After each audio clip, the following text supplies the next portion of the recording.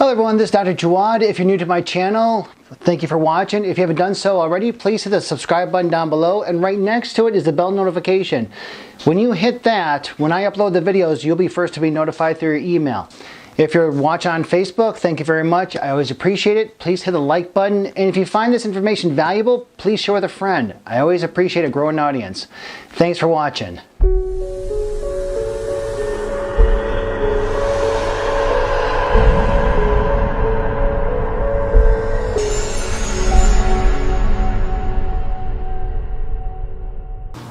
Hello everyone, this is Dr. Jawad. In this short video, I'm going to make the connection between zinc deficiency with the involvement of gluten. Why? Because I've been reading, a couple weeks ago I was reading some research, and the research was stating that over 70% of patients who have celiac disease has a zinc deficiency. Now, what is celiac disease?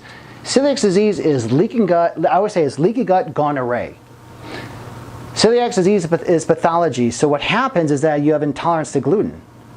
First, you had leaky gut, you had gluten sensitivity, keep on going on and on and on, then it'll be an autoimmune disease, celiac. And 70% of the celiac disease patients had a zinc deficiency. Now, what happens is that when you have a zinc deficiency, zinc is powerful in the healing process of the body. So having a zinc deficiency inhibits the healing process. So if you inhibit the healing process, now you're in this chronic state of inflammation. And zinc, a mineral, is very powerful because it helps the activity of over 100 different enzymes. So zinc is important on how the cells work. Now, the dosage, you don't need a lot of zinc. The dosage is only 10 milligrams per day.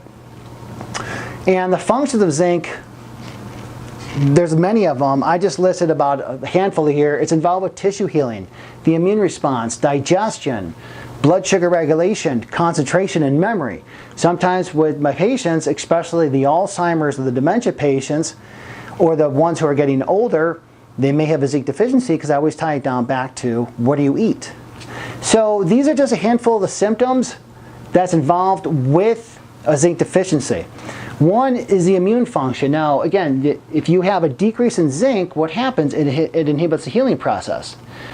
So it attacks the immune response because your T lymphocytes, which is your first responders, need zinc to function. Why? Because it helps the white blood cells to fight infections. So when you have a zinc deficiency, this is where you're going to have chronic stress on the body because the immune response is not working right, and this is where you're open, or you may be having the chronic reoccurring infections. Next, hair loss. Why? Your thyroid gland, the butterfly-shaped gland in the nape of the neck, needs a couple things to operate. One is zinc. Zinc and selenium, they work together. And one of the functions of the thyroid gland is help break down food products for absorption. So if the thyroid gland is not working properly, the hair loss that you're experiencing, and hair does need zinc to form. This is why, this could be one of the reasons why you're losing your hair, or you have a lot, male pattern baldness or so forth because you have a zinc deficiency. Now, fatigue, blood sugar, anemia, I kind of group those all together. Why? Because again, zinc is needed to bind to insulin for the storage in the pancreas, so when needed. The function of insulin is to lower the blood sugar, and or if you have too much, it's for fat storage. So if you're zinc deficient, you're not going to be able to bind to the insulin for storage in the pancreas. So this is where you may have fatigue. Loose bowels. Loose bowels, zinc deficiency, okay, persistent diarrhea. Also, you could be having intolerance to gluten because gluten is a protein. What it does, it punches holes in the small intestines, and the proteins leak through the tight junctions. Then you get an immune response. And this also too could be why you're having the loose stool or diarrhea, which causes the zinc deficiency. Memory loss. Memory loss. Why? Because zinc is needed. We have wires that communicate throughout the system called neurons. What zinc does, it plays a role in the neuronal stimulation. Neuronal communication. So with the zinc deficiency, this is where you may be having short-term memory loss. So if you up the zinc, it'll increase the memory. Liver health. Liver has over 300 functions throughout the body. Zinc is needed to reduce inflammation. Zinc is needed to reduce inflammation because the liver plays a vital part also in how the body fights off inflammation.